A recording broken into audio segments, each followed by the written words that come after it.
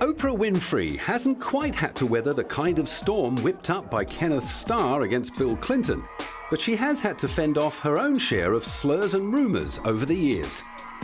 Quoted as saying, "My feet are still on the ground, I'm just wearing better shoes," she probably didn't get to be the world's most powerful entertainer without stepping on a few toes.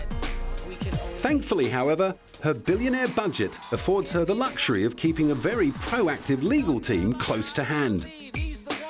In 2007, they leapt into action after it was revealed that the talk show mogul's 74-year-old dad was penning a tell-all book about her. The Inquirer interview, in which Vernon dropped the bomb, quoted him as saying his daughter was an out-of-hand, unruly child who should have been physically punished more harshly. Not surprisingly, Oprah's lawyers moved in, and the book was reportedly put on hold. Earlier in the year, she'd had to contend with the news that another greedy relative had pocketed $19,000 for telling the world that she'd had a baby at 14. After living with that secret for nearly 40 years, Oprah allegedly cried for 3 days before finding some relief in being able to talk openly about her abusive childhood and the promiscuous adolescence that led to her teenage pregnancy. Tragically, her child died shortly after birth.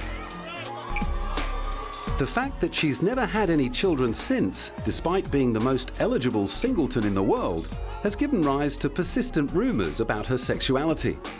The length of her engagement to Stedman Graham has added fuel to the flames, as has the closeness of her relationship with best friend Gayle King. In an attempt to end the speculation, she declared on her talk show that what had upset her most over her career were the rumours that she was a lesbian. While that announcement did little to quell the rumours, it did succeed in offending her legions of gay fans and may have contributed to her show being knocked off the top slot by openly gay talk host Ellen DeGeneres. On the other hand, the woman voted the world's most powerful celebrity by Forbes magazine in 2005, 2007 and 2008 may just have had a few too many things on her plate. As well as the talk show, there was the book club, the magazine, the website, and Colour Purple the musical, which drew an A-list crowd of fans to its opening in 2005. How incredible is this? I mean, for anybody that has seen the movie, you just really felt that it was just so groundbreaking and how our culture changed and everything like that. And for Oprah Winfrey, only Oprah Winfrey could do this, bring it to Broadway, and I'm sure we're going to be blessed once again. The show was pretty well received by critics. Not that Oprah stood still long enough to hear the applause. She'd already set her sights on the next big mountain to climb, the challenge of starting up her own radio station. This is another milestone, full circle moment for me because I started out in radio when I was 16 years old.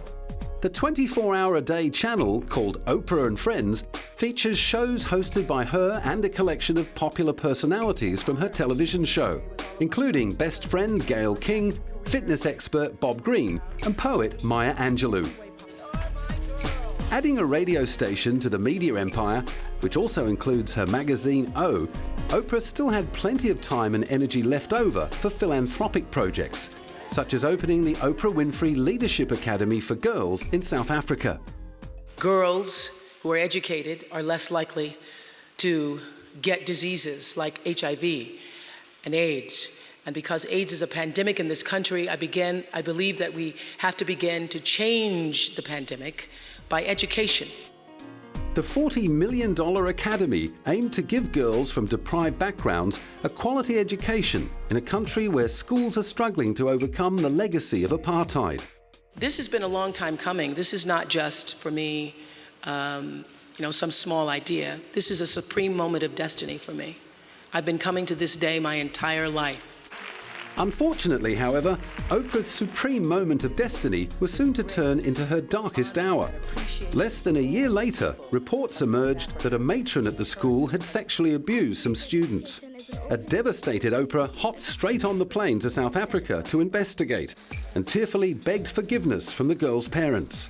The matron was subsequently sacked and charged with assaulting 6 students.